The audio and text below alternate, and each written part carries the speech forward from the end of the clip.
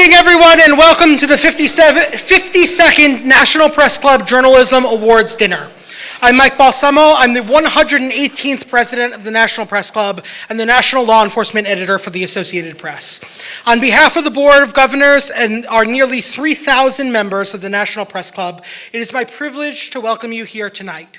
This is one of the most special nights of the year at the Press Club, a night when we pause to lift up the very best in our profession.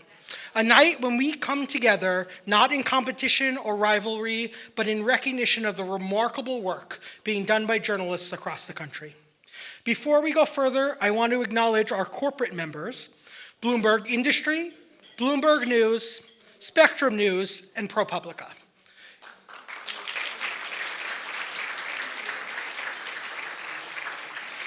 Your partnership strengthens our community of journalists, and we are so grateful. But as we gather in this room to celebrate tonight, we cannot and we must not ignore the reality outside of these walls. It is an extraordinarily difficult time to be a journalist. Around the world, reporters are risking their safety and too often their lives simply to tell the public the truth. Just this week, 5 journalists were killed when Israeli airstrikes struck Nasser Hospital in Khan Yunis. Earlier this month, several Al Jazeera journalists lost their lives when a tent used by reporters outside of Shifa Hospital in Gaza City was hit. Their deaths are part of a devastating toll. More than 200 journalists killed since the war in Gaza began, making it one of the deadliest conflicts for press in modern history. They now join a heartbreaking roll call of colleagues who will never file their next story, who will never return home from an assignment. We honor them tonight, and we pledge to carry their work forward, because if their sacrifice teaches us anything, it is this: we can never, ever take a free press for granted.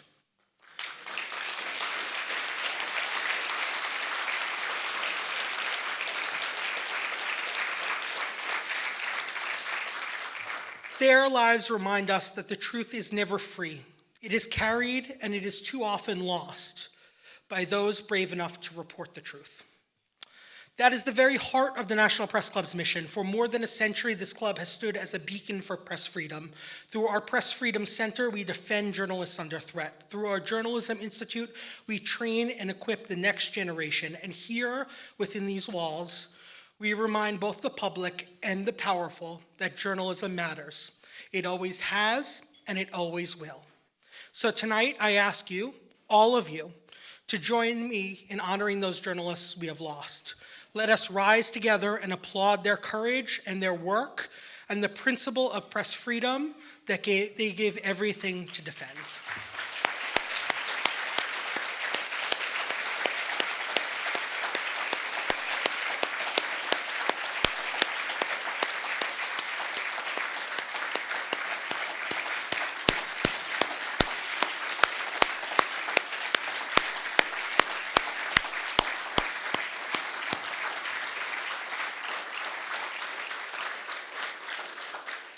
Thank you. If that moment reminds us of the risks of the work, the awards and scholarships tonight remind us of its rewards, the impact, the change, and the bright future of journalism. Our first order of business tonight is one of the highlights of being the National Press Club president, presenting the winners of the club's annual scholarships. These scholarships are made possible through the fundraising efforts of the National Press Club Journalism Institute, our nonprofit affiliate. The Institute supports both student and professional journalists through free and low-cost training, as well as scholarships, with the mission of powering journalism in the public interest. Earlier this year, I had the privilege of calling this year's scholarship recipients to share the good news with them, and I'll tell you, I'll never forget the excitement in their voices. At a time when the industry can feel uncertain, these students represent something vital: hope, determination, and the belief that great journalism will always find a path forward. And tonight we celebrate not only their promise, but also the extraordinary reporting and extraordinary reporters who keep this profession alive. Our first scholarship winner is Sonia Werner of Cedar Rapids, Iowa, the recipient of the Richard G. Zimmerman Scholarship, a one-time award of $5,000 for high school seniors. Sonia already left her mark as editor-in-chief of the school's newspaper, The Torch. Under her leadership, The paper earned multiple state and national honors, including several Best of SNO awards for distinguished articles. The judges were impressed not only by her writing, but by her ability to lift the work up of her entire newsroom. Next, we recognize Antara Gunwal of San Jose, California, winner of the Scholarship for Journalism Diversity, honoring Julie Hsu, totaling up to $20,000 over 4 years. Antara's talent has shown through her leadership as co-editor-in-chief of the school's yearbook and newspaper, as well as internships at KALW, Public Media, and Northern California Public Media. Her strong writing and storytelling skills made her stand out as a young journalist already making her voice heard. Our next honoree is Angelina Fantaroni of Southbridge, Massachusetts, winner of the West Vernon Broadcast Scholarship, also totaling up to $20,000 for over 4 years. Angelina's a rising senior at Elon University, where she serves as broadcast news director and a multimedia reporter at the Elon News Service. Her reporting on Hurricane Helene won first place in the best crisis coverage for the College Media Association earlier this year. The judges praised her sharp instincts and calm leadership under pressure, qualities that will carry her far. We are also proud to recognize Jacqueline Mayunis, the summer recipient of the Lewis Scholarship. Jacqueline is a recent graduate of Stanford University and has accepted a summer internship with Politico. Jacqueline, we're delighted to have you with us tonight. Please stand so we can recognize you.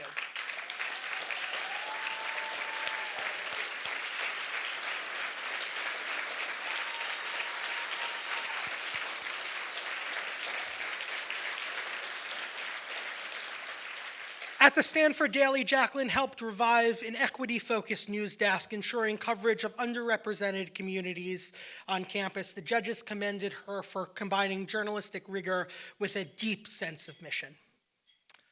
Finally, we honor C.D. Davis Ayers of Florida, recipient of the Dennis and Shirley Feldman Fellowship, a one-time award of $5,000 for graduate students. C.D. is an environmental journalist and graduate student of the University of Georgia's Grady College of Journalism and Mass Communications. She's also here with us tonight. C.D., please stand to be recognized.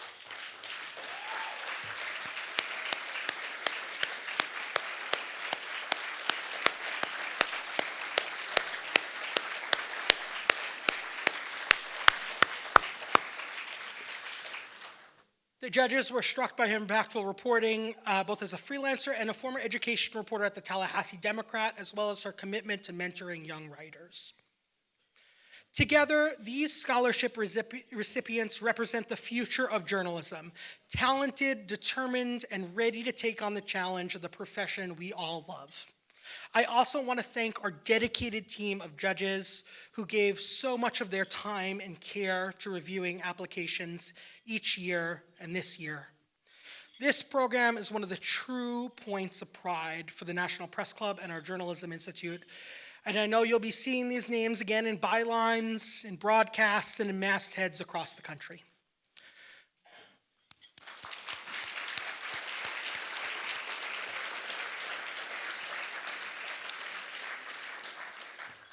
Now, from the promise of the next generation, we move to turn to the extraordinary work being done in newsrooms happening today.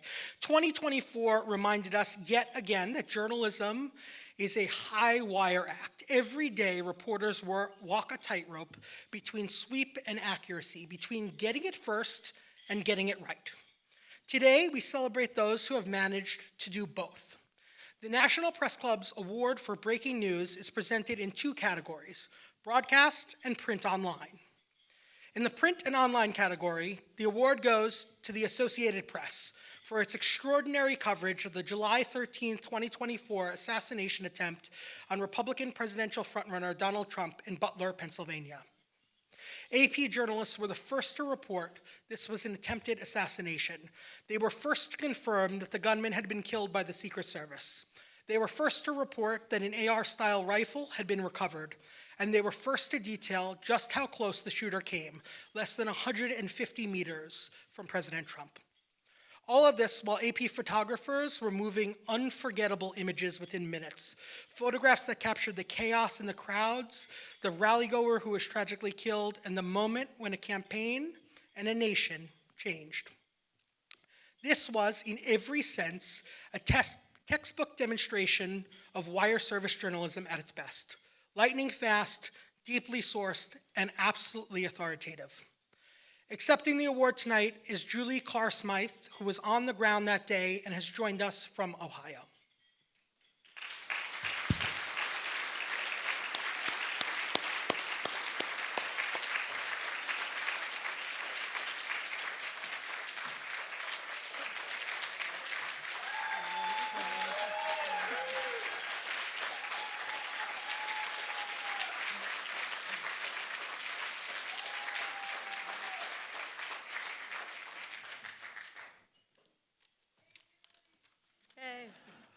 Good evening, everyone. I'm Julie Carr Smythe. I'm an AP journalist based in Columbus, Ohio, and I am just delighted to be here among all of you tonight.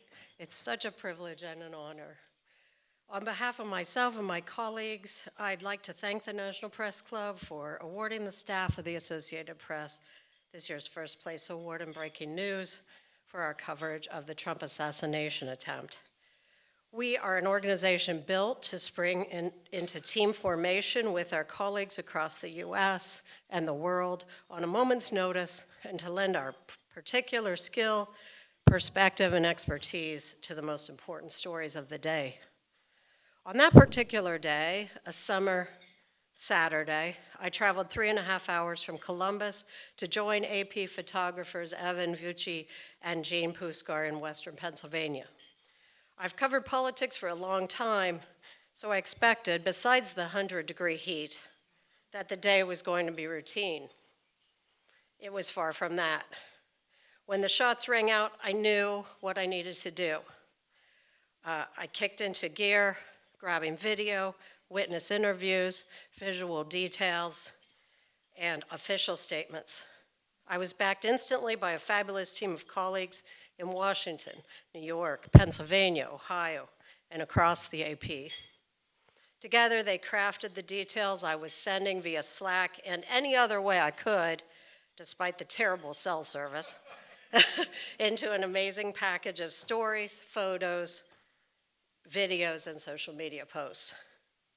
I had never been present at an active shooter scene before, and I must thank all those colleagues who lined up hotel rooms or reminded me to drink water, to eat, to breathe. Katie Vogel, you know who you are.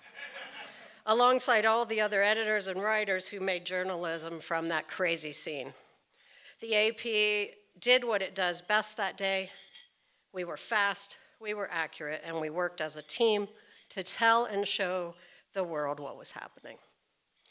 It is not lost on me that AP journalists put themselves in far worse danger all over the world every day, particularly in Ukraine and in Gaza, where AP freelance journalist Miriam Dago was among those killed in an Israeli airstrike this week.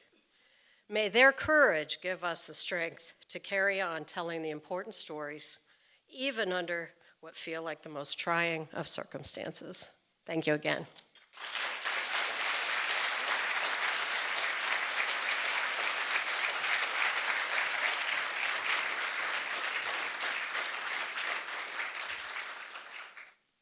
Thank you, Julie. Honorable mention goes to the Pittsburgh Post-Gazette, recognized for transforming their local coverage into a story of national significance, also for the attempted assassination of President Trump in Butler, Pennsylvania.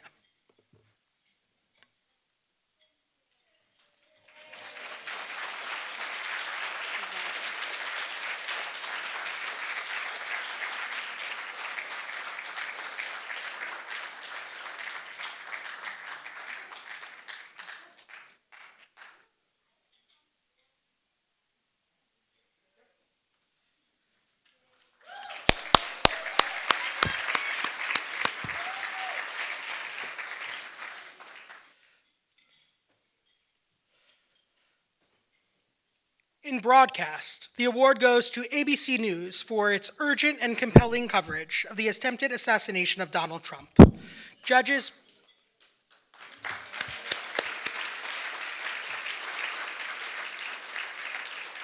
Judges praised Rachel Scott's calm, unflinching reporting at the scene and Pierre Thomas's essential context on law enforcement failures that might have unfolded differently. Together, their reporting provided not just immediacy, but clarity, helping the nation make sense of a moment of crisis. Accepting the award is Chief Justice Correspondent for ABC News, Pierre Thomas.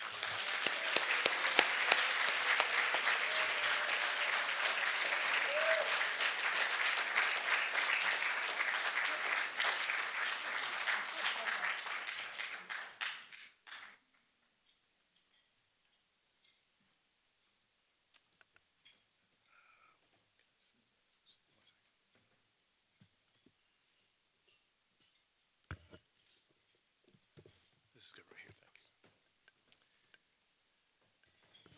Good evening, everyone. I'm Pierre Thomas, Chief Justice Correspondent for ABC News. I'm going to try to be brief in my remarks.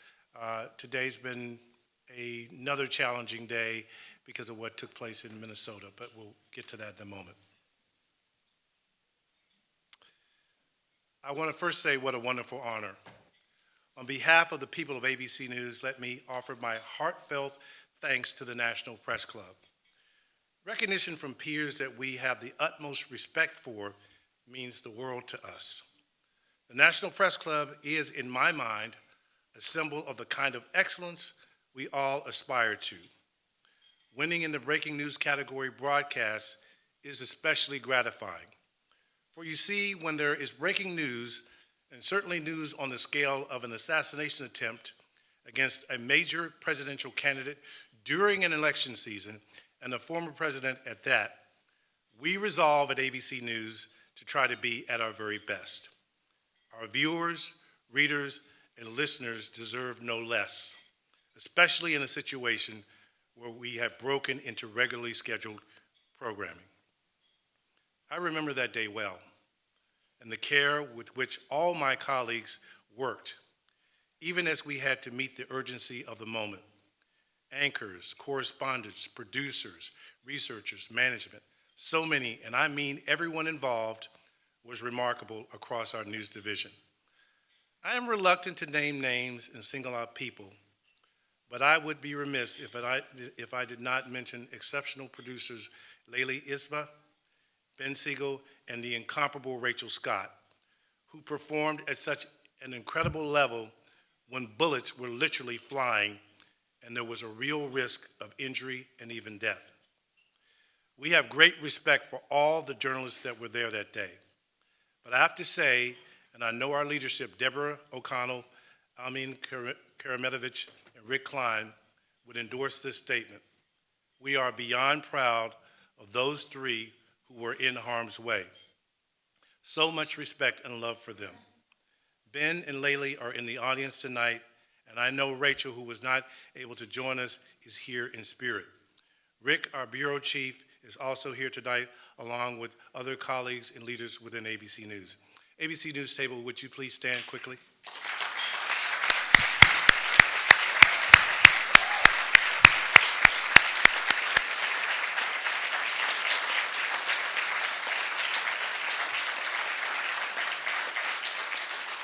Grateful to all of them. And while we are thankful for this recognition, let me just say we remain saddened by all those injured that day, including President Trump and the volunteer firefighter who lost his life, Corey Comparator. It truly was a scary day. And tragic moments such as what we saw happen in Butler, Pennsylvania, are at the end of the day about people. In the celebration of journalism tonight, let us not forget that.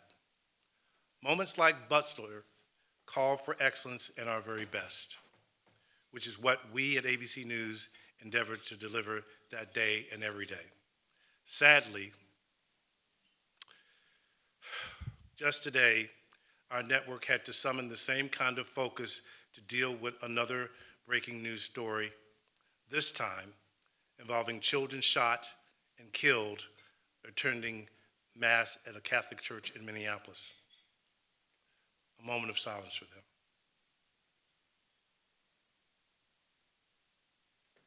Thank you, National Press Club.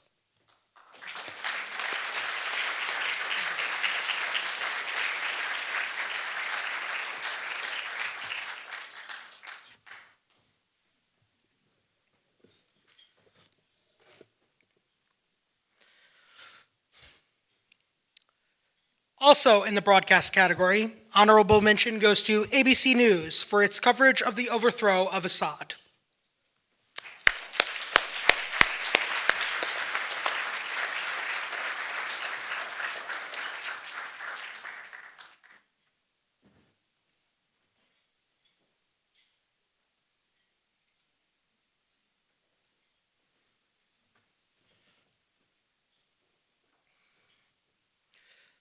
These breaking news awards remind us of journalism at its purest: clarity in chaos, truth in crisis.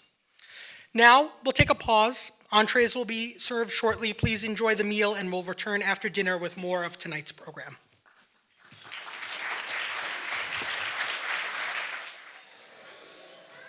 Before we dive in, I want to thank our silver sponsors: ABC News, Bendior Communications, Bloomberg, the Wall Street Journal, and the Wine and Spirit Wholesalers of America. Your support makes tonight possible, and your commitment to responsible journalism makes our profession stronger. Now, to begin the second half of our program, we turn to one of the evening's most meaningful honors, the President's Award. The President's Award is unlike any other honor we present tonight. It is not tied to a single story, a single deadline, or even a single year of work. Instead, it recognizes extraordinary courage, integrity, and contribution to the cause of journalism and press freedom. It is an award given sparingly and deliberately, and it is always meant to send a message that the National Press Club stands with those who embody the various highest ideals of our profession. This year, that message could not be clearer. Tonight, we recognize a journalist whose name you may not know, but you should. His name is Dong Yuyu. Yuyu is a veteran columnist, a 2006 Nieman Fellow at Harvard, a trusted friend to countless journalists in Beijing. Many of them learned about China through him, its politics, its economics, its culture. He believed that understanding could build bridges. And like all of us, he believed in the power of words to bring truth to light. For that, he is in prison. In February 2022, Dong Yuyu was arrested without warning, accused of espionage, and silenced. He's been denied contact with his family. He was convicted without evidence, and his appeal has stalled again and again. His only crime? Doing his job as a journalist. Let's be clear, journalism is not espionage.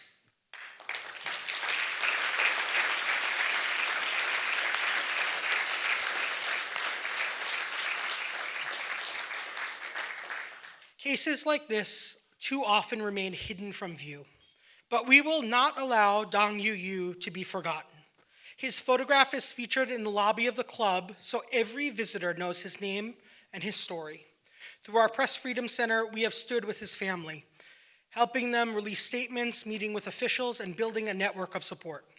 And so tonight, we stand together in this room, in this club, in this profession, to say his name, to honor his courage, and to call for his freedom. It is my deep honor as president of the National Press Club to present the President's Award to Dong Yuyu.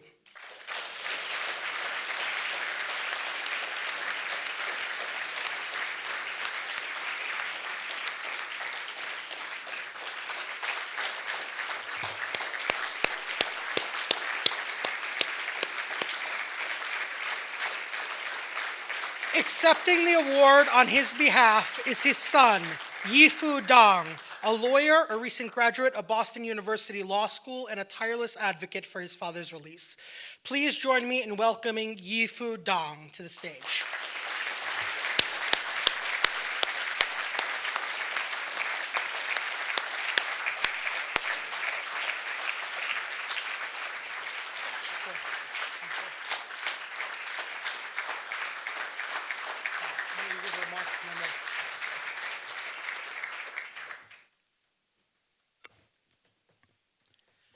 All right, thank you, Mike. Thank you, everyone, for being here. My name is Yifu.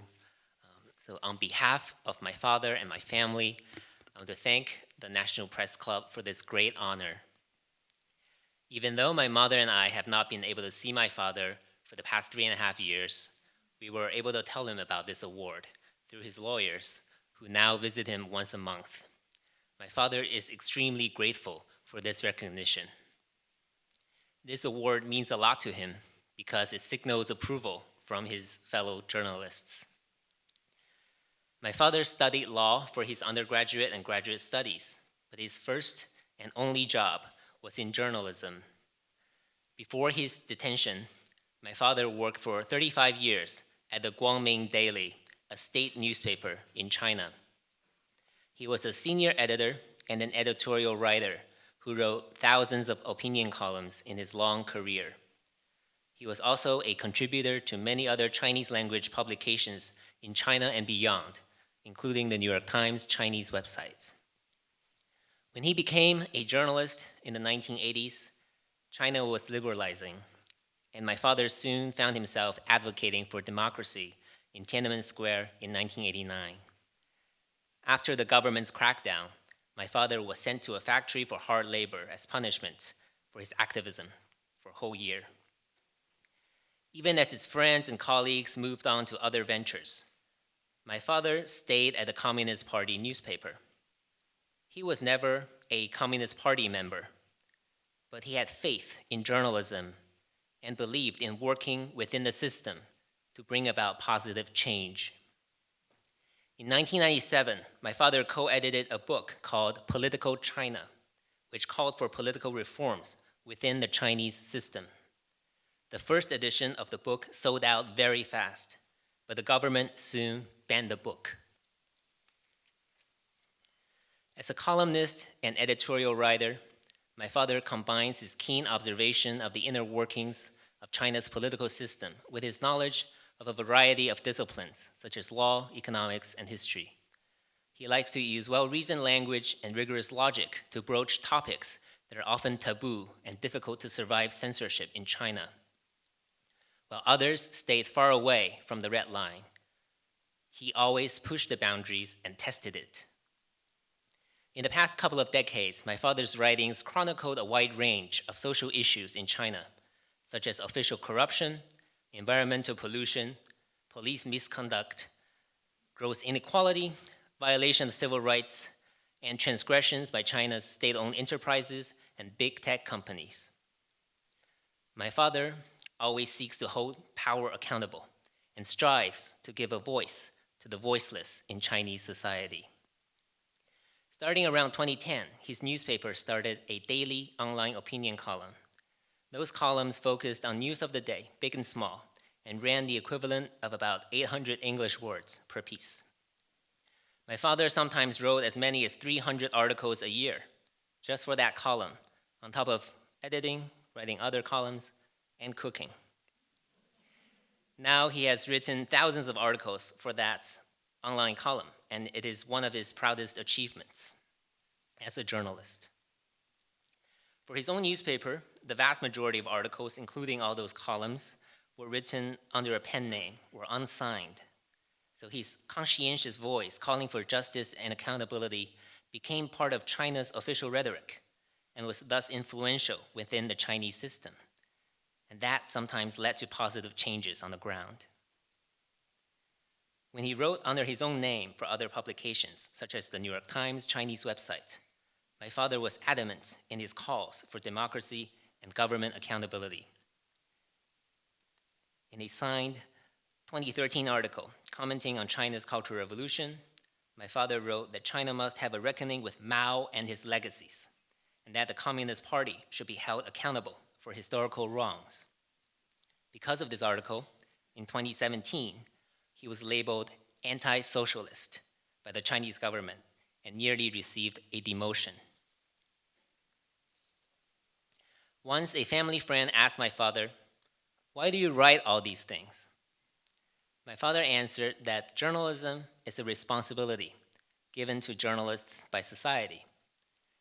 Through everything he writes, my father is fulfilling that responsibility and showing his deep care and love for Chinese society, which makes the Chinese government's accusation of espionage against him all the more absurd. The Chinese government knows that criminalizing speech and journalism is embarrassing. That's why they label journalists as fraudsters and traitors whenever they can. So far, the Chinese government has refused to say what important information my father has leaked to foreign governments, because there isn't likely any. China's official media are completely silent about the facts of his case. Only false and defamatory rumors are allowed to circulate on the Chinese internet. The government cannot articulate what harm my father has done to China's national security, and most important of all, they cannot pinpoint any evidence that my father had any motive for spying or ever received any benefits from any foreign government, because there was none to begin with. That's why they have turned to my father's fellowships in Japan and the US, including the Nieman Fellowship, and argue that those were the real benefits he received from abroad. Some people on the Chinese internet even called for all Nieman Fellows from China to be criminally investigated. After his initial sentencing of 7 years from last November, my father has appealed his verdict to the Beijing High Court. Now it is taking unusually long for the court to render a decision. 3 months ago, the Beijing High Court gave the prosecutors another chance to submit more evidence, but the prosecutors produced none. Now the appellate decision is being repeatedly delayed because the Chinese government has realized that it is a difficult case for them to resolve due to the complete lack of evidence and the potential repercussions for China's diplomacy and international image. Now there is some hope that my father's sentence will be reduced, and this is due in no small part to all the outside advocacy efforts. Throughout our advocacy, the National Press Club has played an indispensable role. My parents and I are extremely lucky to have known Bill McCarran,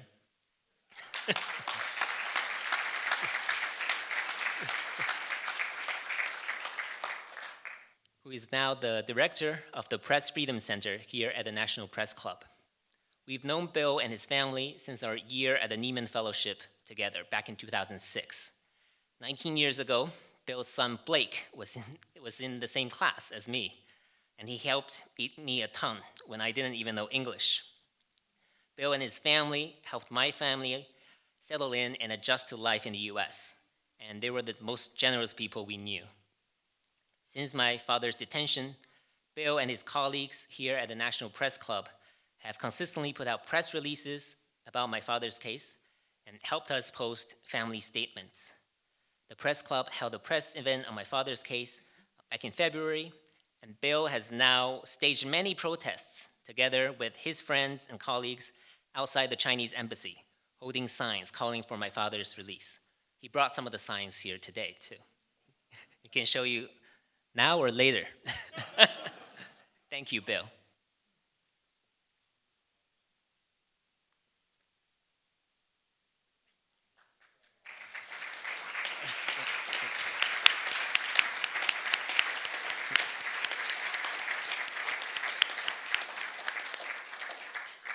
Thank you.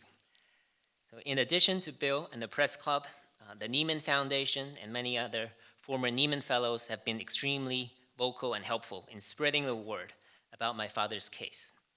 Many other journalist friends, especially Ian Johnson at Wong, who is here, Charles Hutzler, also helped us strategize. We're also grateful to the US State Department for closely following and speaking out on my father's case. As my father's appeal is likely to be decided by politics instead of law, my family and I are very thankful for all this tremendous support.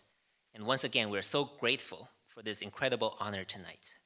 I hope all of you can join us in spreading the word and letting more people know about my father's case, as well as what he stands for as a journalist and as a person. Thank you.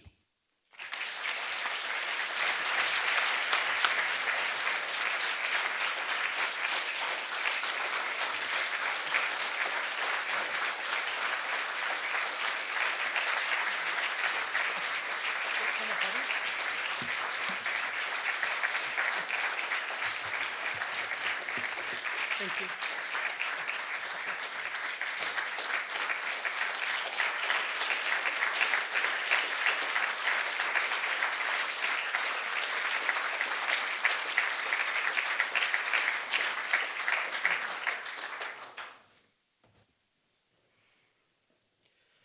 Thank you, Yifu. Please know that all of us here tonight share in your family's hope for your father's release and in our determination that his name and his cause will not be forgotten.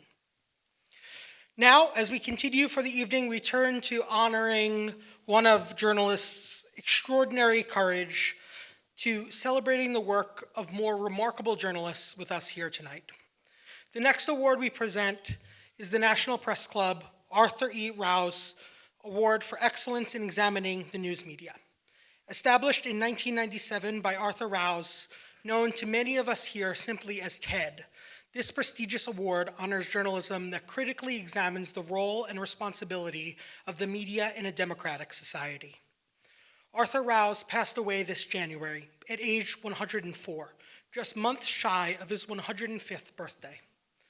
A former journalist with U.S. News and World Report and The Washington Post, he won numerous clubs awards for excellence in consumer reporting through his business Consumer News Incorporated. He was also a 57-year member of the National Press Club and a friend to many in this room.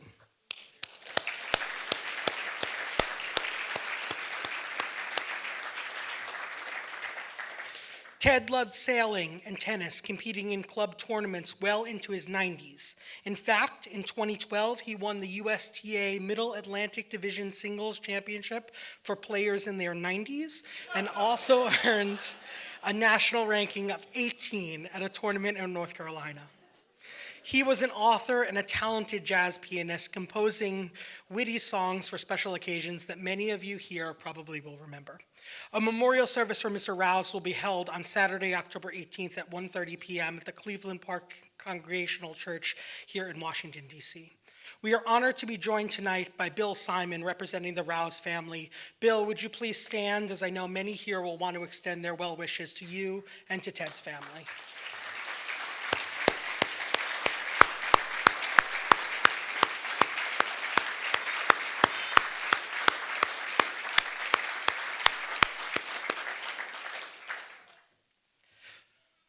The Arthur E. Rouse Award for Excellence in Examining the News Media, recognizing journalism that analyzes, critiques, and challenges the current portrayal of current events in the media, with the goal of improving the quality and integrity of news reporting. This year's winner is Floodlight, honored for their groundbreaking investigation into how energy companies are quietly purchasing local news outlets and employing out-of-work journalists to lend legitimacy to industry messaging. Their reporting revealed a news mirage, coverage that looked like independent journalism, but was in fact funded and shaped by corporate interests.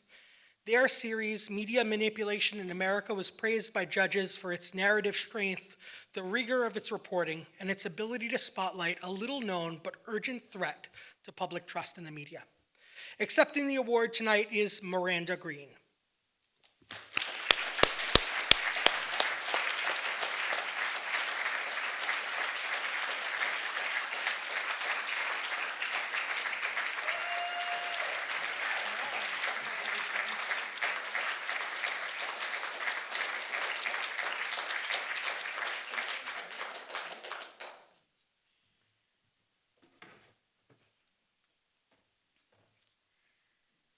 Good evening, everyone.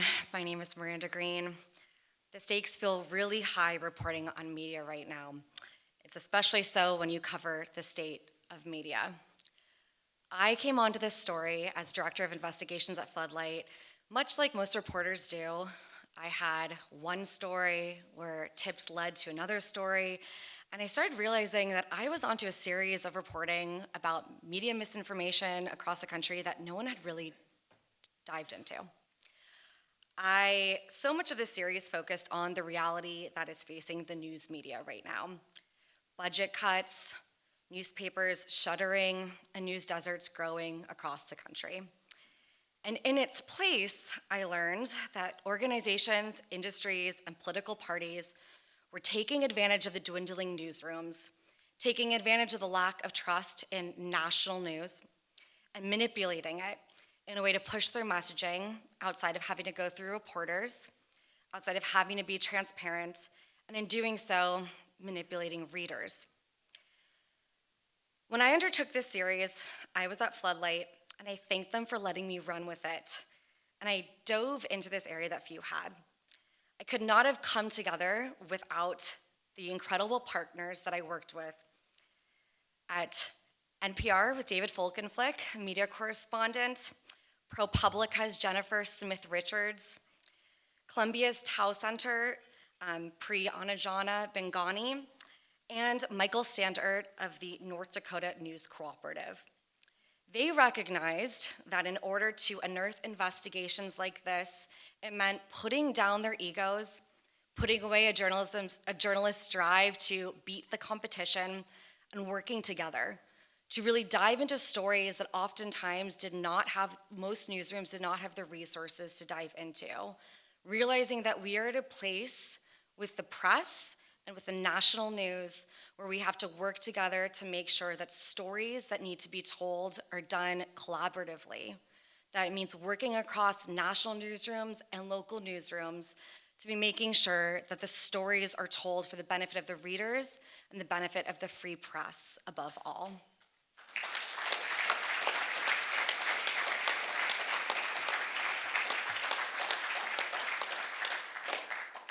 Without those newsrooms' trust in the stories, in the facts, in the fact that these stories would have resonance, a small publication like Floodlight would have never been able to see the light of day, and these stories wouldn't have gotten the appreciation that you have given tonight.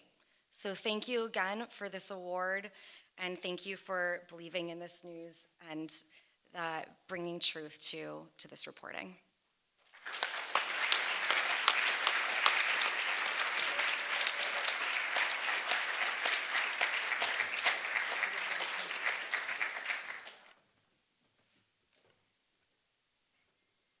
Thank you, Miranda.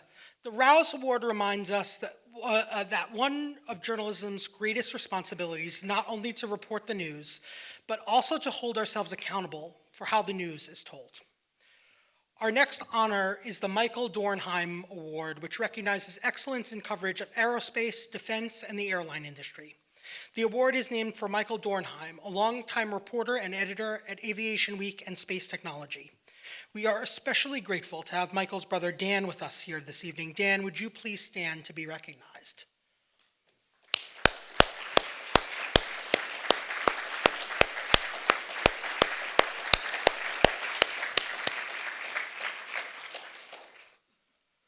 This year's winner is Tony Bartlemy of the Post and Courier for his remarkable story, Eject, a compelling investigation into mysteries surrounding the F-35B stealth fighter. Accepting the award is Tony Bartlemy.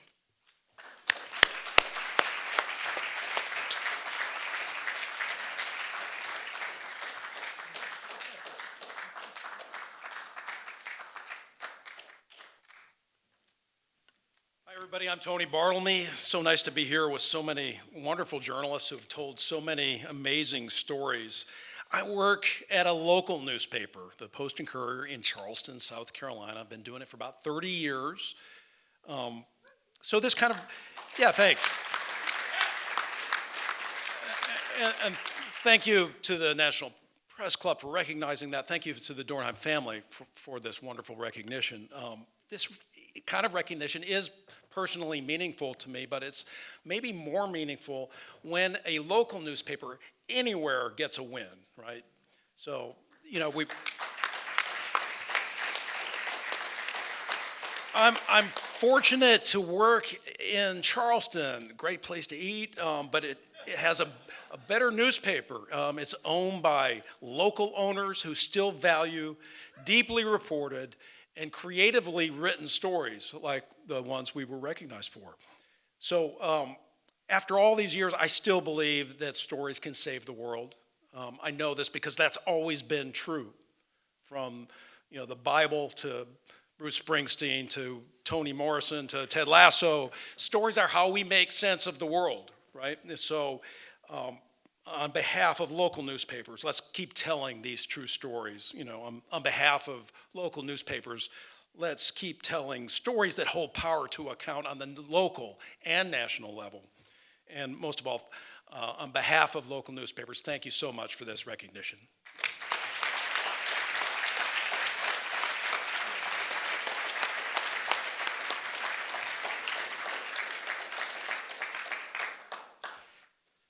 Thanks, Tony. Honorable mention for the Dornheim Award goes to Tara Kopp, Aaron Kessler, and Kevin Vinayes of the Associated Press for their outstanding work on V22 Osprey safety record.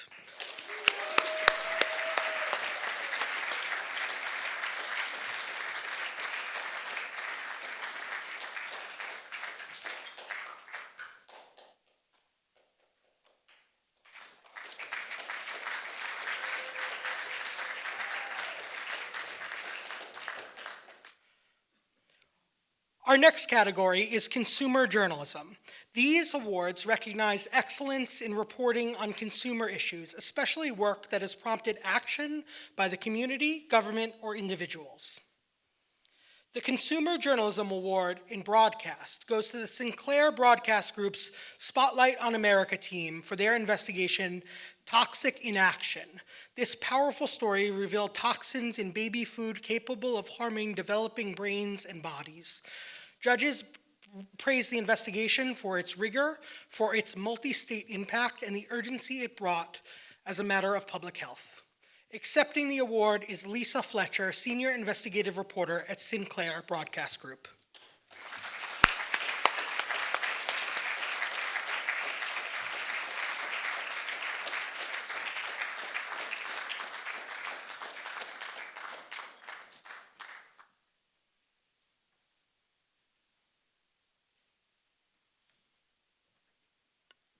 Good evening.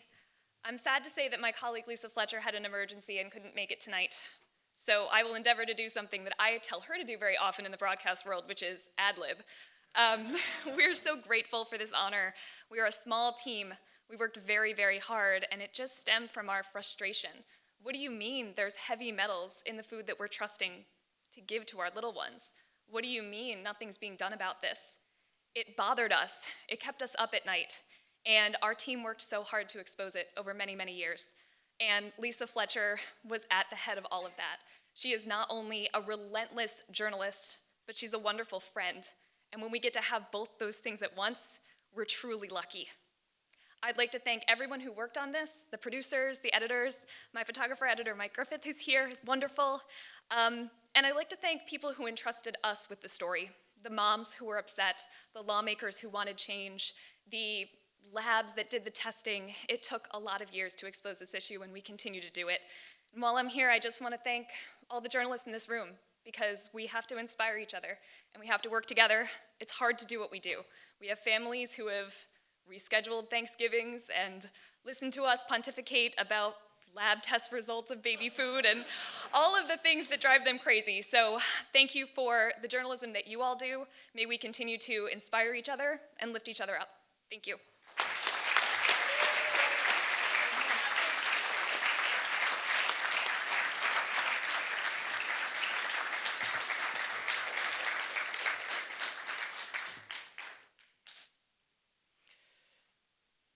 The Consumer Journalism Award in Print Online goes to Margie Mason and Robin McDowell of the Associated Press for their powerful series, Prison to Plate. While neither could join us tonight, they have sent along a message. Let's hear from Margie Mason, investigative reporter and longtime AP foreign correspondent in Asia.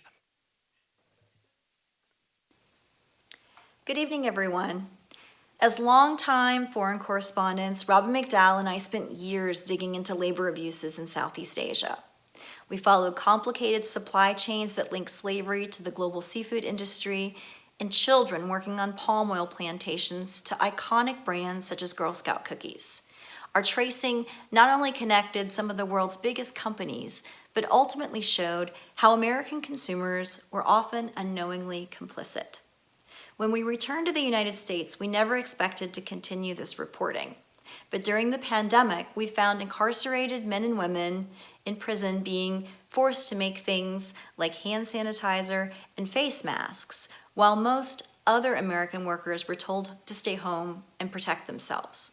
We wondered why was there a separate system for workers behind bars who were disproportionately people of color, often making pennies an hour or nothing at all, and facing punishment if they refused to work.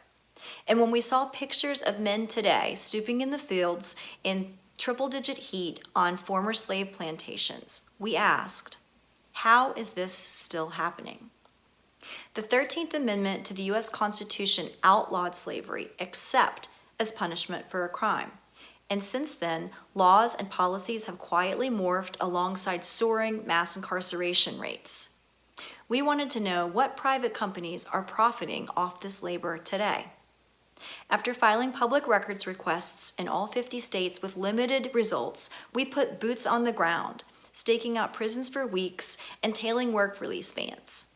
In one case, we followed prisoner-raised cattle 600 miles from the Louisiana State Penitentiary to a slaughterhouse in Texas. We found that the beef there was winding up in companies from McDonald's and Cargill to Walmart. We also found that even though the U.S. bans the import of products made with prison labor in other countries, some of the goods produced by American prisoners were being exported.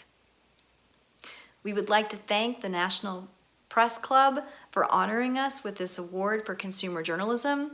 We'd also like to thank our editor, Kristen Gasly, for working her magic on these stories, and our Associated Press colleagues who believed in this project and contributed to it. It was a unique investigation that put an unlikely spotlight on history and the prisoners who have worked with little or no protections for generations.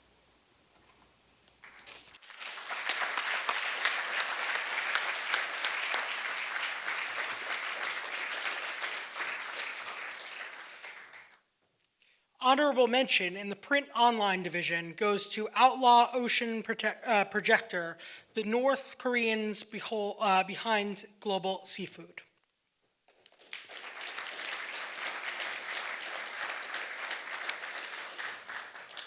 Next is the Lee Walczak Award for Political Analysis, honoring the late Lee Walczak, a Washington editor, bureau chief, and White House correspondent for Bloomberg News and Business Week.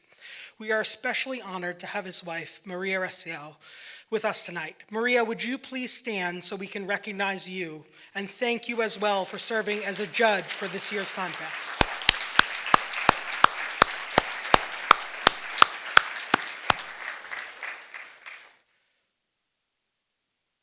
This year's award goes to a team of reporters from the Wall Street Journal for their coverage of the hidden mental decline of President Joe Biden. Their persistent analysis, published weeks before his devastating debate performance, raised critical questions about the president's acuity, and their follow-up reporting examined White House efforts to close ranks behind him. Accepting the award are Annie Linsky and Siobhan Hughes.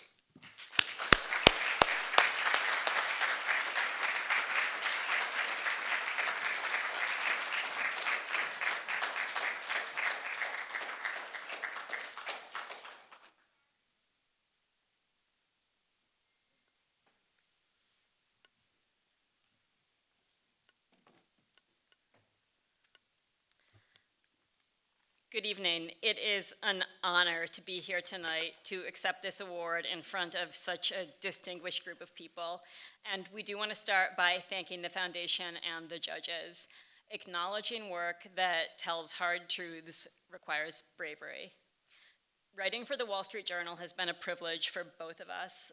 Covering President Joe Biden's decline was certainly one of the most necessary and difficult stories that we've done. The story came about because we were skeptical of a White House claim that Joe Biden was sharper behind closed doors than he was in public. And so we set out to find the truth. We had no idea how all-consuming this would become. Many key interviews were in person, sometimes requiring us to get on a plane to go find them. And the people in this room know full well, those who sit down with presidents tend not to want to share their private observations with the press. And that's especially so with a White House like the last one that erected extraordinary barriers around Biden. We will always be grateful for the Democrats and the Republicans who were honest about their experiences. They were worried about the country and in some cases their party. They were alarmed by what they were seeing, and they trusted that we would present it fairly. The Biden White House tried to shape our reporting. Our conversations with some Democrats were taped without our knowledge and sent to the White House.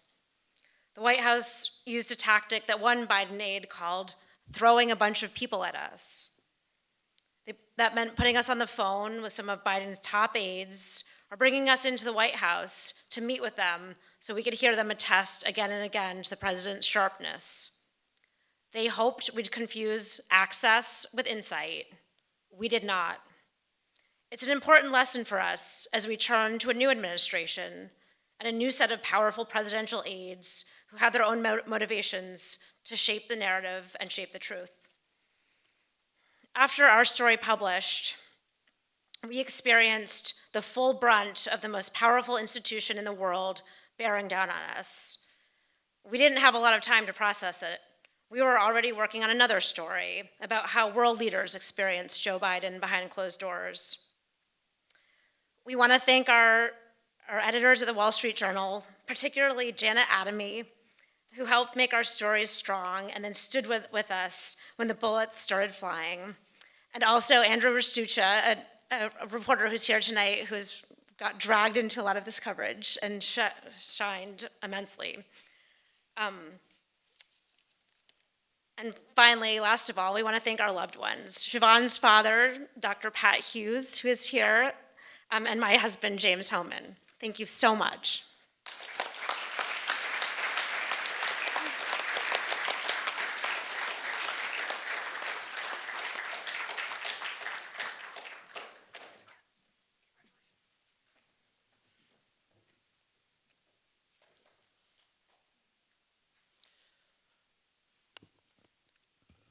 Honorable mention for the Walchek Prize goes to Spencer Kent and Riley Yates of NJ Advanced Media for their reporting on how toxic influencers are pushing New Jersey politics to the far right.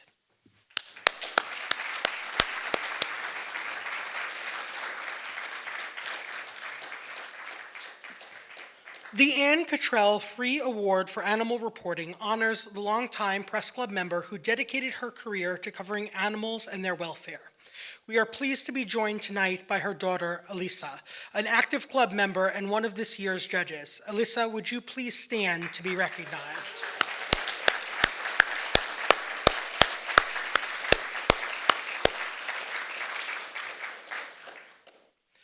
The print division winners are Melody Gutierrez, Aileen Chekmedian, and David Wharton of the Los Angeles Times for Pets for Profit.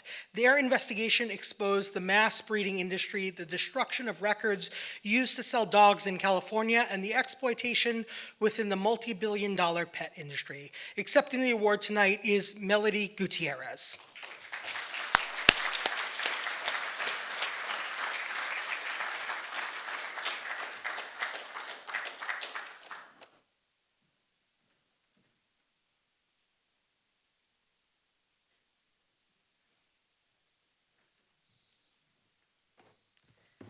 Thank you so much.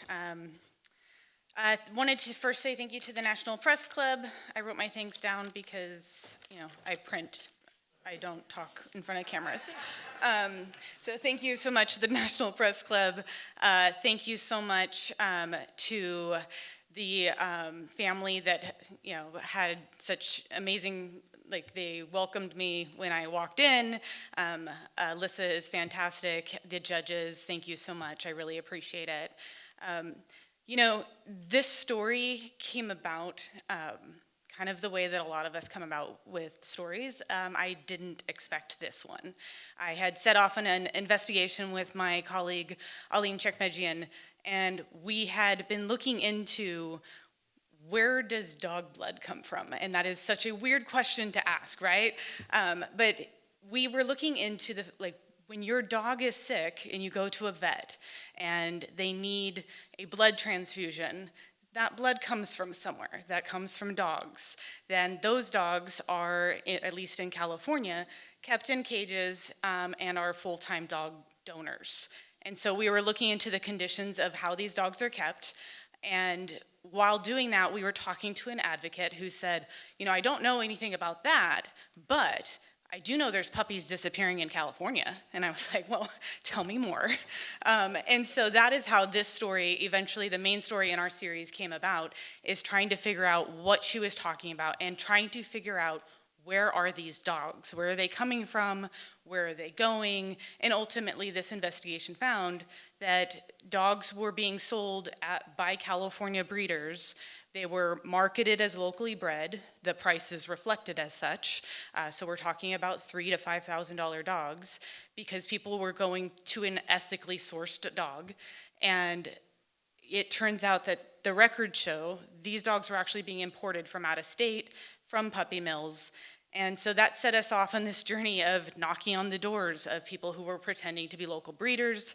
We knocked on the doors of puppy mills, which is, you know, a unique experience when you're in the middle of farmland and you hear puppies, but you can't figure out exactly where you're going. And when you spend a week with colleagues in a car traveling, trying to figure out like where your next story is, going to dog auctions, you're either going to be best friends with them or never work with them again.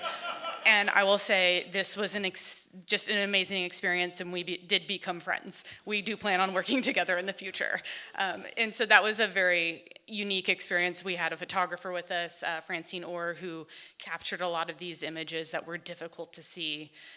And I want to thank the LA Times for, you know, having the investment in journalism. This story, start to finish, was more than a year.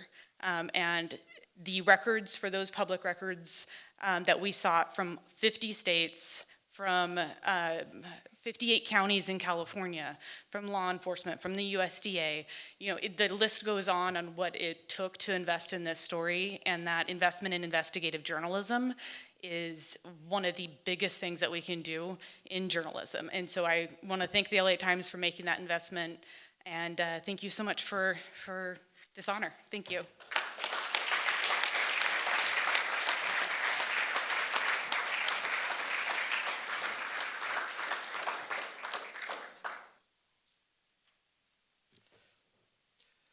Honorable mention in print goes to Mara Visser-Hadal of the New York Times for The Panda Factories.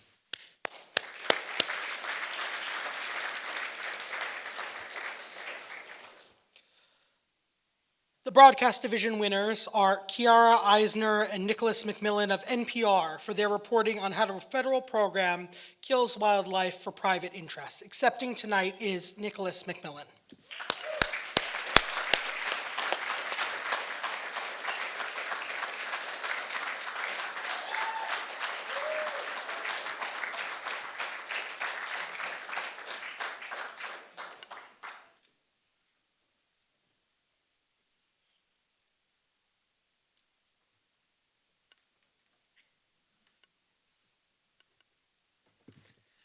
Thank you so much. This project was truly a team effort. First of all, I want to recognize my colleague, Kiara Eisner. This was her brainchild. It was her idea and FOIA request more than 2 years ago that gave us the initial data that we used to pursue this story. And what made the story possible was how we worked together. I built a custom data pipeline to parse more than 7,000 scanned work orders, and Kiara conducted the extensive field reporting necessary to ground truth the data. Our combined analysis revealed that the killing of at least 11,000 wild animals by the US government without any documented damage to livestock. I remember that we were going through over the data that we processed, and we were having trouble to do some double takes at some of the things we were seeing. One work order showed that 61 coyotes were shot from a helicopter over the course of less than 4 hours. A lawyer we talked to called the event a bloodbath. The best journalism is never a solo act, and this story is a testament to a talented team. Thank you to our editor, Bob Little, producer Graham Smith, who made the piece sing, Connie Hanzang Jin for their powerful illustrations, Daniel Wood for his illuminating data viz, and of course, our one-of-a-kind researcher, Barbara Van Workum, most who are in the room with us tonight. The story is a powerful reminder of why public media exists, to create a more informed public by telling these essential, sometimes hidden stories. And it's a mission NPR will keep fighting for, no matter the obstacles. Thank you to the National Press Club, the judges, and the Cottrell family for this recognition. Thank you.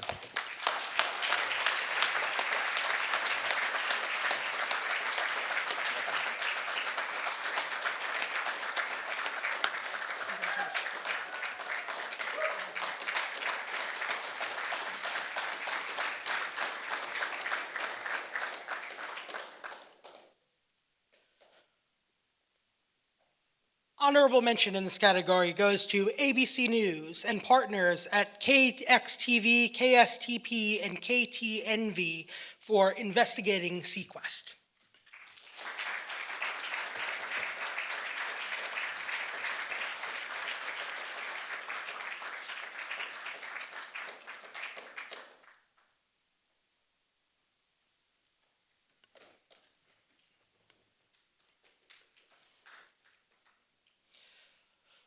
Our next honor is the Newsletter Journalism Award. This year's winner is Shirin Gaffrey of Bloomberg News for her Q&AI newsletter. Judges praised her for transforming one of the most complex topics of our time, artificial intelligence, into clear, accessible reporting with depth and authority. Accepting the award is Shirin Gaffrey.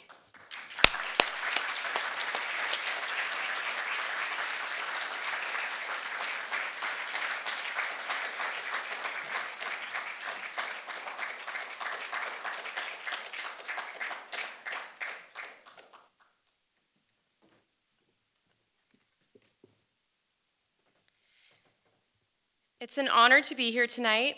Thank you, first of all, of course, to the National Press Club for your recognition of the work of our team and all the talented journalists in this room. When I started this newsletter 2 years ago, it was when this current AI boom was just kicking off, and I had one nagging hesitation. Would there really be enough news about just AI to cover every single week? Turns out I would have the complete opposite problem. Just a couple months in from the surprise, abrupt firing and rehiring of one of the most prominent CEOs in the industry, to the sudden emergence of fierce competition abroad in China with DeepSeek, to skyrocketing startup valuations that make some question if we're in a bubble, to the increasing urgency around not just the benefits, but the serious dangers and flaws of this technology.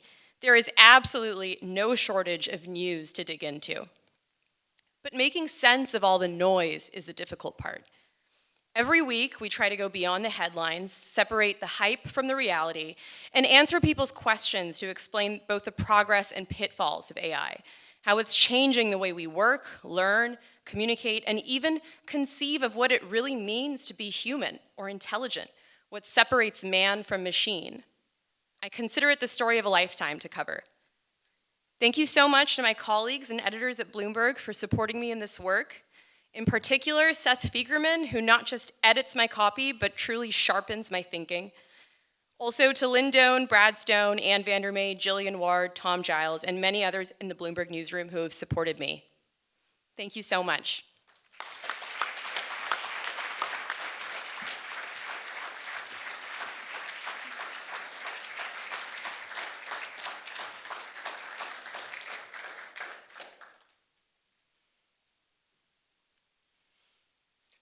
The Joseph D. Ryle Award recognizes reporting on aging and elder issues. This year's winners are Tom Schoenberg, Ann Shui, Denise Liu, and Paige Smith of Bloomberg News for their coverage of the rise of elder fraud.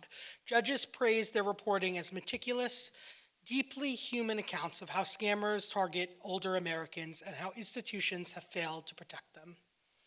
Accepting the award is Tom Schoenberg.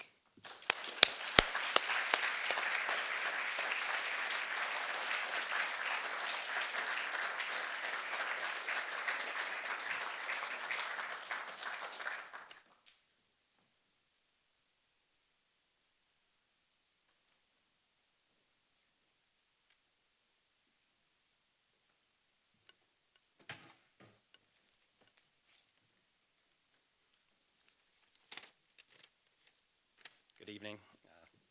My name's Tom Schoenberg. I'm here with Denise Liu. We'd like to thank the National Press Club for recognizing our work, and we'd like to send regards from our colleagues who couldn't be here this evening, Ann Choi and Paige Smith. We'd also like to recognize some of the editors who were essential to this project: Sri Vidya Bhaktavatsalaam, David Shear, Michael Moore, Chloe Whitaker, Peter Eichenbaum, and many others. We appreciate the support from Bloomberg, which recognized the importance of highlighting an unfathomable explosion in elder fraud. Our goal was to look at this epidemic by examining the role of the financial industry, which many times is the first place to spot that something might be wrong. We were surprised to learn that in most instances, bank employees are unlikely to call the police. Rather, many are instructed to notify social services, which, as we reported, are overburdened and often lack the expertise to investigate financial crime. By the time police or family are contacted, months may have passed, 9 in the case of Annette Manes, whose unfortunate odyssey we chronicled. The article sought to convey this to readers using graphics with a detailed look at Annette's finances through this period as she went about depleting her retirement fund and savings accounts, walking out of bank branches with tens of thousands of dollars in cash, which she'd hand over to perpetrators. She also gave them control of her credit card accounts. Her son stopped it all over a weekend after receiving a call from Adult Protective Services. He's now battling the IRS for the taxes due from the retirement fund withdrawals. There is little justice in this space because this type of crime has become commonplace. Why rob a bank when you can simply steal the life savings of its customers through deceit? Despite evidence gathered by federal investigators in Annette's case, including travel records, as of today, no one has been charged. We hope our piece had some meaningful impact, at least in terms of how banks respond when they witness a possible crime in progress. Thank you again.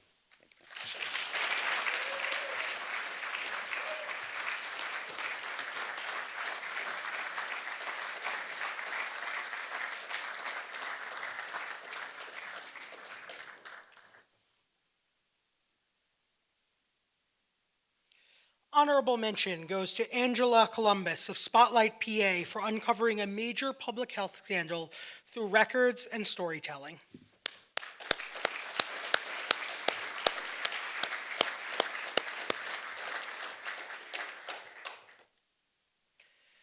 The Sandy Hume Memorial Award honors the late reporter for The Hill who broke the story of the 1997 coup attempt against Speaker Newt Gingrich. This year's recipient is Eric Cordelesi of Time magazine, recognized for his persistent and detailed reporting on Donald Trump's potential second term. His work offered a blueprint long before the election of how Trump's policies might unfold, many of which have since become front-page headlines. Accepting the award is Eric Cordelesi.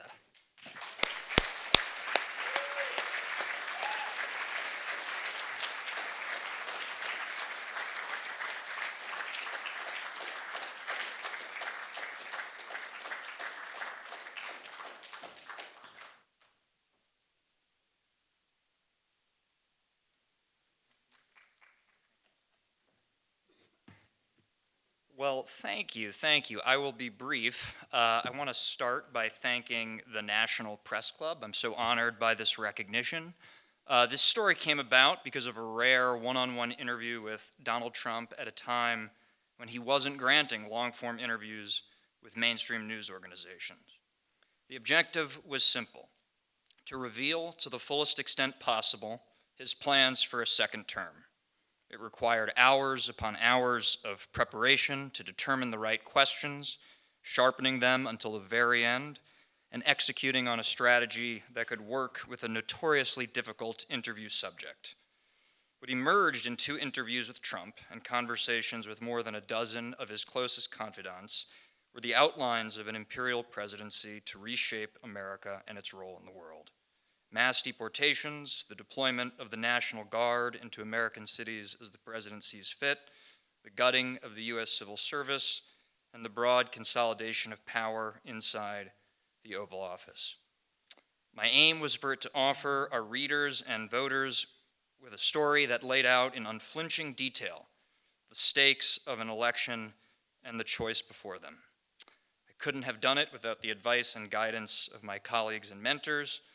Journalism is, at its core, a collective enterprise, and I've been fortunate to work alongside an extraordinary team at Time.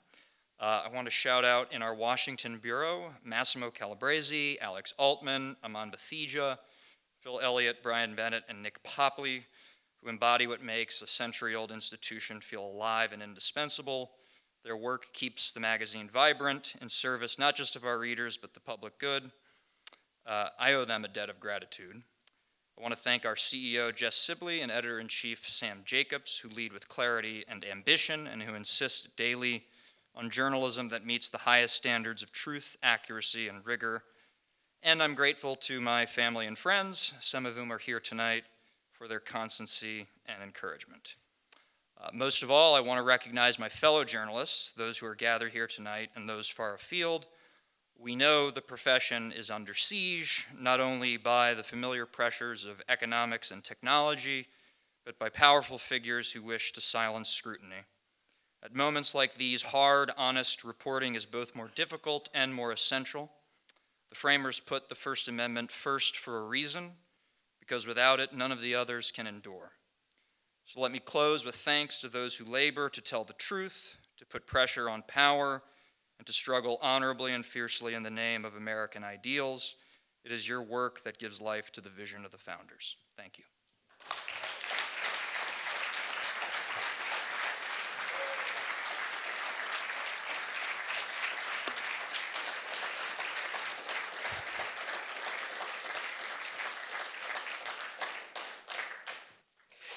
Honorable mention goes to Stephen Caruso of Spotlight, PA, for his coverage of Governor Josh Shapiro.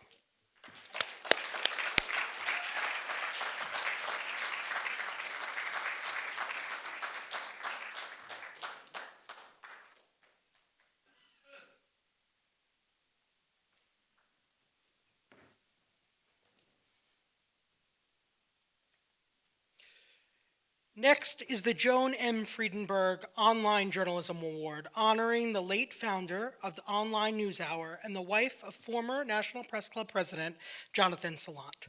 Jonathan, who received an honorable mention earlier this evening, is with us tonight. Jonathan, would you please stand to be recognized?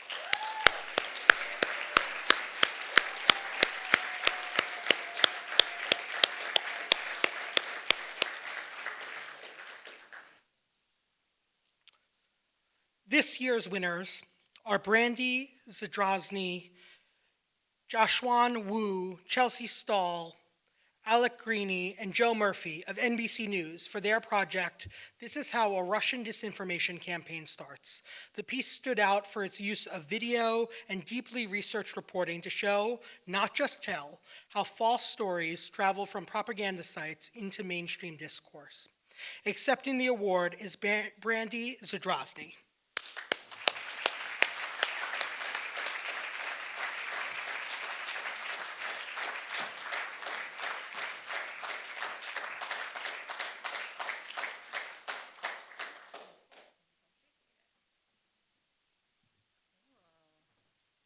Thanks, National Press Club. I came from New York just to be here, so I'm really grateful and having a great time in your lovely city. I won't talk too long because I know it's late, but what we really wanted to do was, I'm a disinformation reporter, and sometimes that's a dirty word these days. You have people who think it's weaponized, and you have people who think it's not real.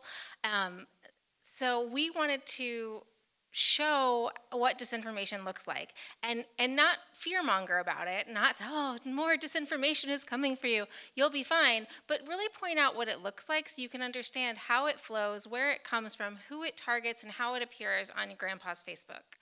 And so what we did was I had been collecting these fake videos. I had been talking to Russian researchers and American academics who get some of these videos, and we created this huge database of these videos, which I can say authoritatively are very, very silly. When you watch them, you're like, surely this is not the Russians' best work.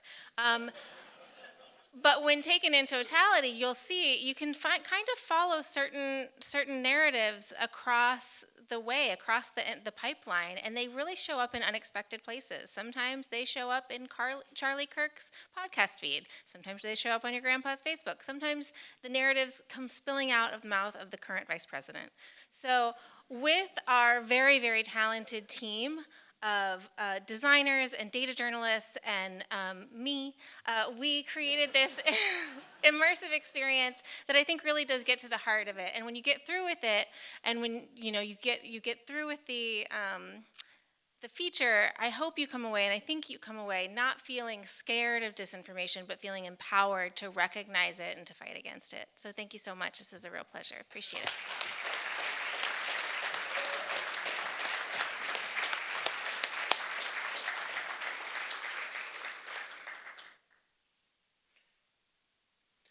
Honorable mention goes to Bloomberg News for the hidden costs of AI.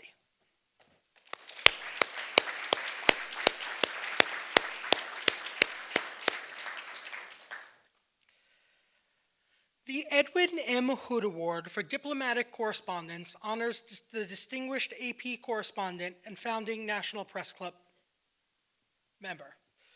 This year's winners are Christopher Bing and Joel Sheckman for their expose on the Pentagon's secret anti-vaccination campaign during the pandemic. Accepting tonight are Christopher Bing and Joel Sheckman.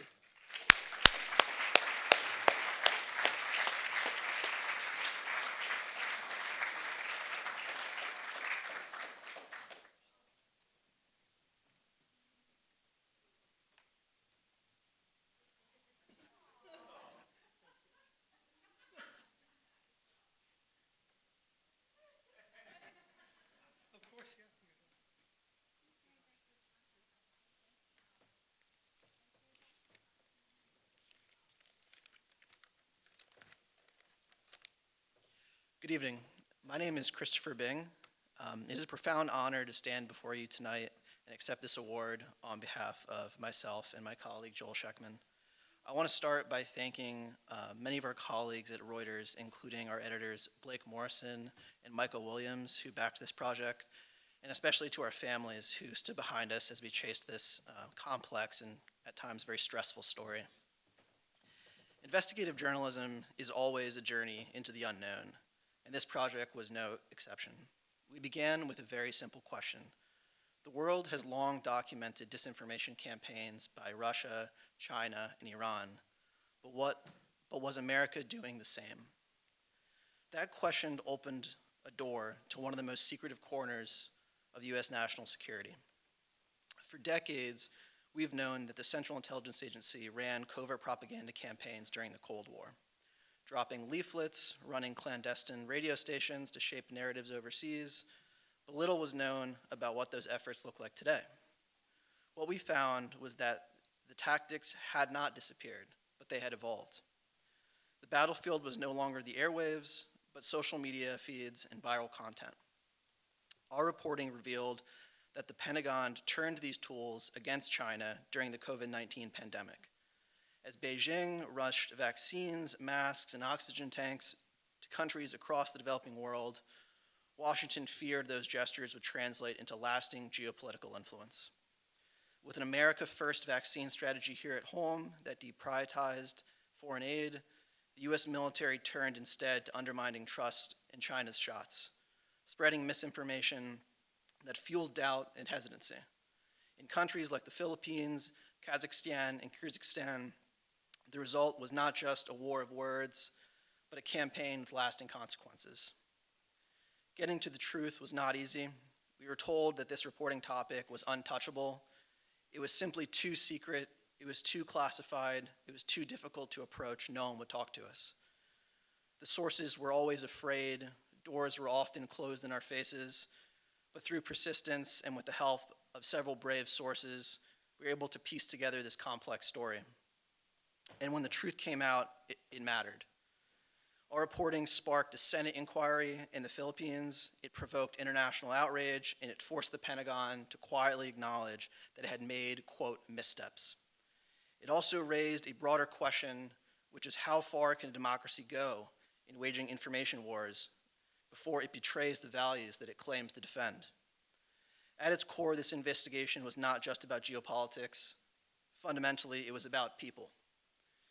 It was about families in Manila, in Central Asia, and across the developing world who are faced with real fear in the middle of a pandemic. And on behalf of Joel and myself, I'd like to thank the Press Club for this recognition, and I'd like to thank Reuters for believing in us and investing in investigative journalism. Thank you.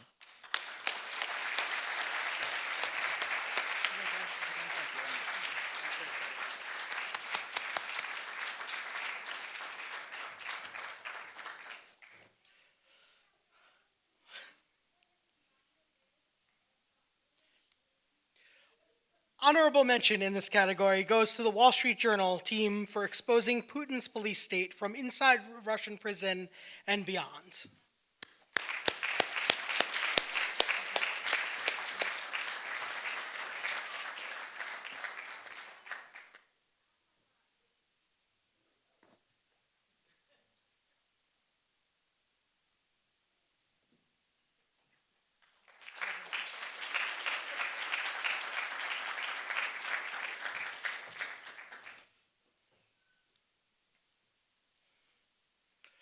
Our final award tonight is the Nell Minow Award for Cultural Criticism, now in its 4th year. We are delighted to have Nell and her husband with us this evening. Nell, would you please stand so you can be recognized?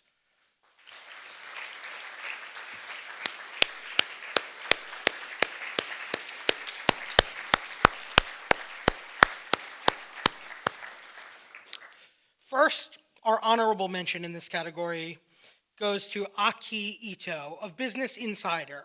From entry level to exec, inside workers' fracturing relationship with employers.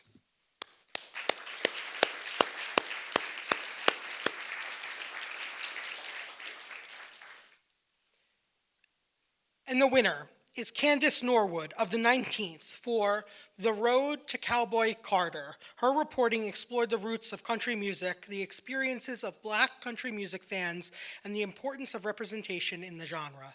Judges praised it as a powerful commentary that uncovers history too often untold. Accepting the award tonight is Candace Norwood.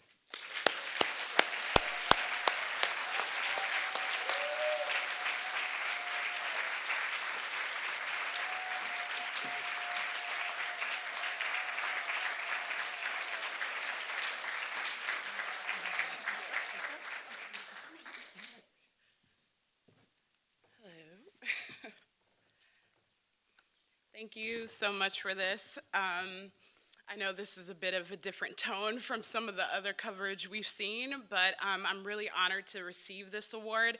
I got my start in journalism on the campus of the University of Illinois as a music and culture writer, and that was something that I was really interested in doing at the time. But then I moved to DC for grad school and took a hard pivot into politics and policy reporting. So this is something I never thought I would get back to, and I'm really honored to receive this award named after a remarkable woman in film criticism. So thank you. Please allow me to get a little sappy about my family because my parents are really important to me. So I want to thank my parents, my family, our whole village of people who helped shape the person that I am today. But going back to my parents in particular, they have always believed in my ability to succeed in this industry, even during times when I spent too much time not always believing in myself. I think my dad has read every single article I've ever written. He loves to send me notes and thoughts. Anytime I have a morsel of doubt in myself, he disrupts it immediately. And then my mama, she and I spend hours on the phone analyzing the state of the country, and those conversations that we have directly influence my work and the connections that I make in the stories I write.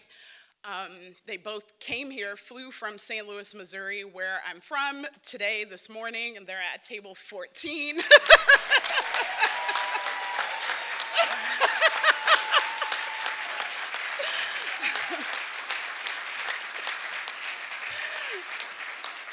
So, I'm very, very grateful for you both. And then lastly, I have to thank my news organization, the 19th News, and all of the people who touched this story, from our visuals people, social media people who helped us tell different aspects of the erasure of Black history and country music.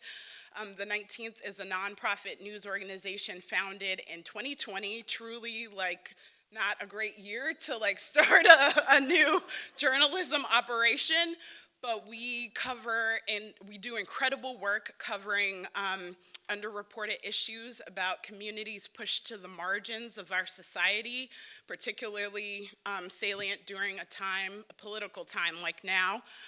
And we do this with a small but mighty team of 15 reporters and 6 editors. It's a place where I don't cover Beyonce on the regular. I actually cover the criminal legal system, and I'm covering more immigration this year. But I also do meaningful work covering the intersections of race, identity, politics, and culture. And so I'm appreciative to be at a place that trusts my vision and empowers me to do work I care deeply about. So I'm thankful to them, and I'm thankful to the National Press Club. Thanks.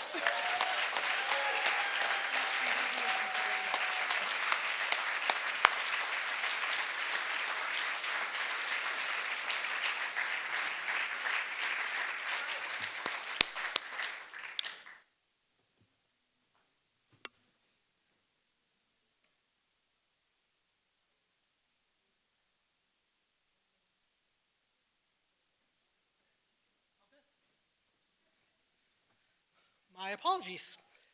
We are going back to.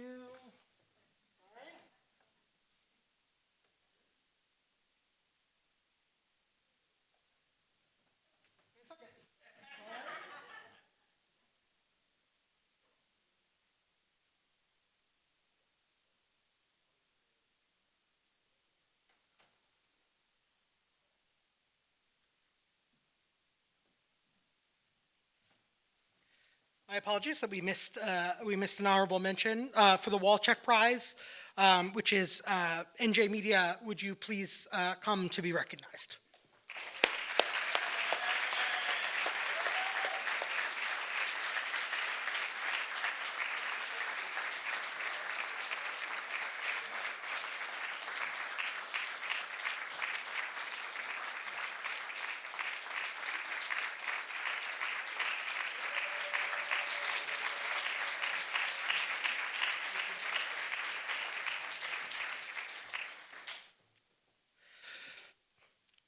That concludes our awards program for the evening, but before we leave, I want to pause to recognize the extraordinary work that makes tonight possible.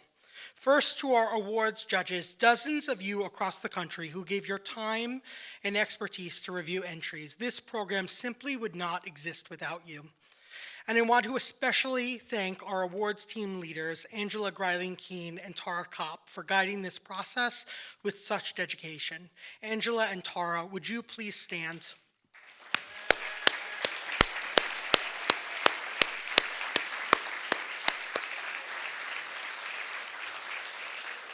And if you served as a judge this year, I'd also ask you to please stand so we can thank you as well.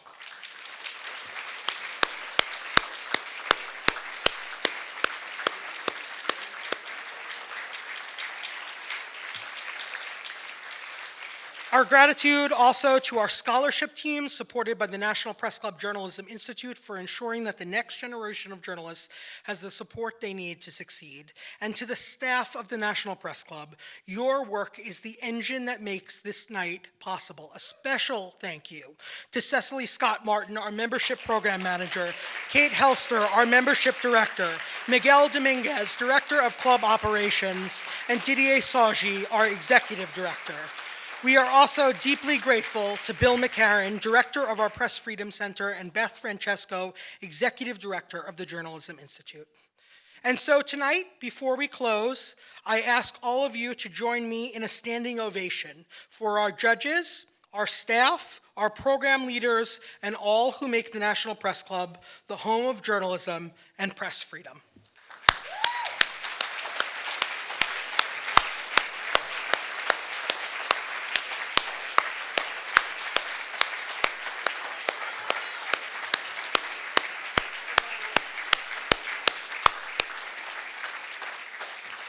to all of you, thank you, and thank you for your commitment to journalism and for reminding us once again why this work matters. Please have a wonderful evening.